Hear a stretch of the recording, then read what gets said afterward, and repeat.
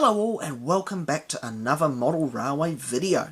Now today for the first time I'm going to be looking at a diesel locomotive. So I'm going to start off small like I have done with some of the steam engines I've looked at and look at a small shunting locomotive. So this is the engine of choice today.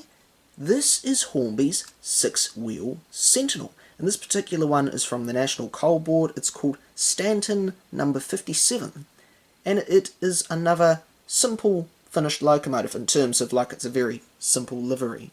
As I've said before, I like locos that have simple liveries on them, so yeah, thought I'd choose this one to have a look at today.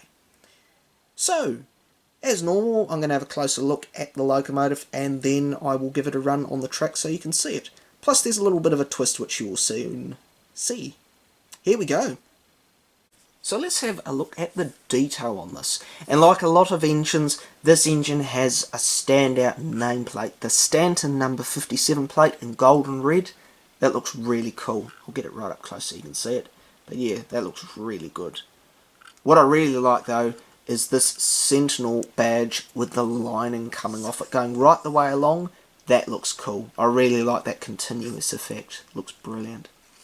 Another standout feature, these brilliant red connecting rods with the big wheel weights. They look absolutely fantastic. I really like that. And you've got the frame has also got the suspension detail and other little bits and bobs going on there. That looks really cool. Really like that effect.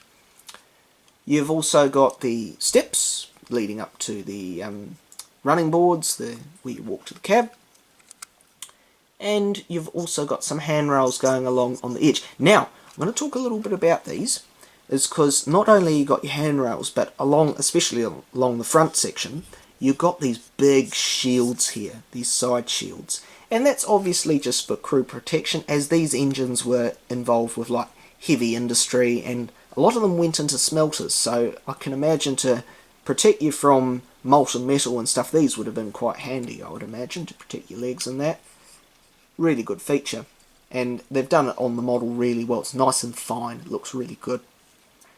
On the front, you've got this brilliant grille, typical Sentinel grille, and that's what makes the locos what they are. It just looks so cool. It's different to any other shunter. Just that the whole shape, that just looks really cool.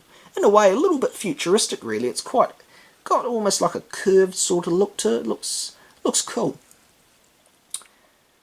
You got the buffers on the front, the nice yellow headstock on it, and you got your little coupling there, and of course your Hornby coupling, and then you got your lights, you got your headlights, you got your ditch lights, these little handrails on the side as well, on either side of the front of the cab, not front of the cab, front of the nose, what am I talking about? But yeah, they look really nice. Underneath the lights, I don't know if you'll be able to see, but there's a small plate there. I'm pretty sure that would say Sentinel on it, but could be wrong, don't know, but there's a little plate there. Move on to having a look at the top once the cameras decide to focus, and you got the nicely separated areas where the different panels are. It looks really good. You've also got the exhaust, which is on there, and it's got a little bit of black paint and a white line, a bit of lining on there. It looks good. You've also got these brilliant windows. I'll talk a bit more about the side windows in a moment, but you've got your window wipers that are separately fitted. They look really cool. And you've got your little air conditioner ports. I'm pretty sure those would be little vents or something. They look really good. Now I'm going to move back to the sides because that's where it looks really good. You've got these brilliant windows here that they're meant to be sliding windows, but they don't actually slide. But what they've done, they've gone to the effort of actually slightly insetting that bit of the glazing more than that. So it actually, when you rub your finger over it, it feels like a separated window. That's slightly more out and that's slightly more in, so it feels like it looks really cool. They've gone to a bit to do that. Looks really good. Also inside you can see it's got cab detail. You've got your little switches and dials on the panel. There's a little handbrake in there if you can see it, if my thumb's not in the way, or my finger or whatever it is. You've got your handrails on here as well on the side of that bit of the nose. And I'll look at the back is because it looks like it shrunk a little bit from this end. The nose on this end is a lot smaller, but it still looks really cool. And that's another key thing about the Sentinels that really gives them their look. And it just makes them different either end. Like you look at the front, and then you look at the back, and in some cases you may think, oh, it's a slightly different class of loco, but no, It's the same loco, just a different end. So again, you got your same buffers, and you got your yellow headstock and that. And you've got a bigger handrail here, which is actually separate from the body of the loco, separate from the nose, I should say, because on that end, they're connected to the nose, whereas this, you've actually got room to walk right the way around the side, so either side. And you've got those windows and the window wipers again as well. So overall, this is a nice little industrial shunting loco. And yeah, I'm really fond of this particular type, just due to that unusual look. Like, compared to a lot of shunters, it's different. It just has that really cool look about it. Now, it's time for the twist of the video, and that is simply the fact this engine is not going to be the only one I'm going to be running today. And it's quite cool, really, what's going to be happening, is because I've got this engine and this engine, which are also going to be running. Now, these three engines are quite special. They're all 6-wheel Sentinels, but these three were the first release of this particular type of engine from Hornby. So they released them all at the exact same time, and these, to this current day, are the only three 6-wheel Sentinels you can buy. There are more on the way. I have seen another design which has come out, but it hasn't been released for sale yet. But these three engines in particular are currently the only 6-wheel Sentinels available for purchase. So I thought it would be cool to run all three on the layout, and that way, if you're thinking of getting one of these yourself, you actually can have a look at what each one looks like when they're running. So it might help you make your mind up, and if you weren't even thinking of buying one to start off with, it may encourage you to do so, because as you will soon see, I'm not going to give anything away here, but these are cool engines and they look really, really good. So I'll run this one consistently, and I'll alternate the two blue ones because I've only got 2 tracks to run them on. So yeah, we'll head over and give them a run. Let's get to it. So there we go, 6-wheel Sentinel Stanton No.57 is on the track. It's ready to go. Its fellow Sentinels are on the inner line, and we'll take turns on that. I'm going to start off running this particular engine without a load, show you it going, then I'll hook it up to some freight cars, and then the other 2 Sentinels will also take turns in running. So, let's get to it.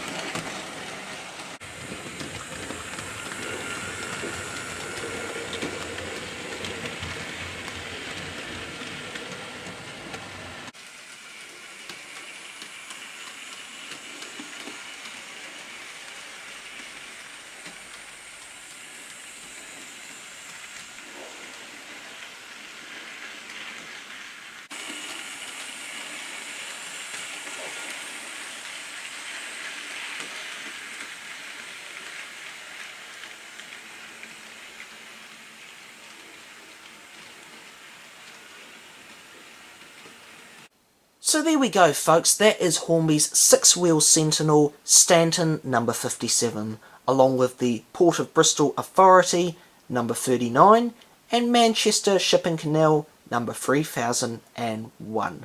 These shunting locomotives are brilliant little industrial diesel engines. I really like them, and even though I was running them at quite a high speed for a shunter, these can also run at extremely low speeds as well, so they'll look really good and realistic for any like smelter or port or coal mining railway. They'll look really good. Anyway, if this video has been helpful to you in choosing one of these free locos, as these are the only ones that are currently available, please let me know in the comments. I'd like to hear what your personal preference is. I like all of them, that's why I bought all of them. But definitely this green, I love that National Coal Board look and the simplicity of it. It looks really good. But that's just me. You might like one of the other ones better, so please let me know. Be keen to know. Anyway, thank you very much again for watching, folks. Have a great rest of your day. Bye for now.